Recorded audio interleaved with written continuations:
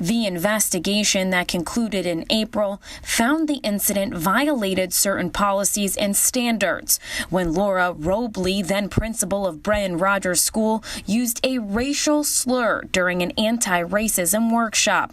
As a result, Robley has been demoted. A punishment Superintendent Dr. Eileen Tracy defended. I have taken action that I believe as a superintendent is fair, action to be taken. Had the principal said the word directly to an individual, like calling the individual a word, it would have been a different story. However, members of the New Haven Clergy Association don't agree and are upset with the handling of this incident. They say a demotion for Robley does not go far enough. They're demanding accountability.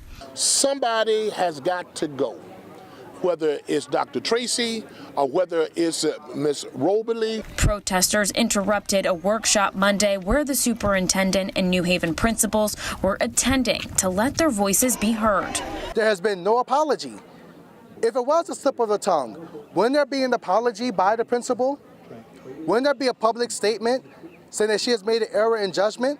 Dr. Tracy addressing the demonstration in a press conference shortly after. For someone to come in and crash my meeting with my staff was very disrespectful. Also reading a letter from the principal, which read in part. I realize I did something wrong, and I understand there have to be consequences. I wish I could take it back and find a logical reason that it came out of my mouth.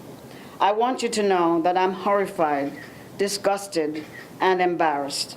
The letter went on to say Robley will be engaging in counseling to assist in processing why she would say such hurtful things and had no intention to hurt her staff. The thinking right now, from my perspective, is with all that is going on and with folks indicating that they were hurt, I have to acknowledge their feelings as a superintendent, so I'm not putting that under the rug. So the thinking that I have right now is that the best thing is to assign her to some role at central office, which we have not yet determined.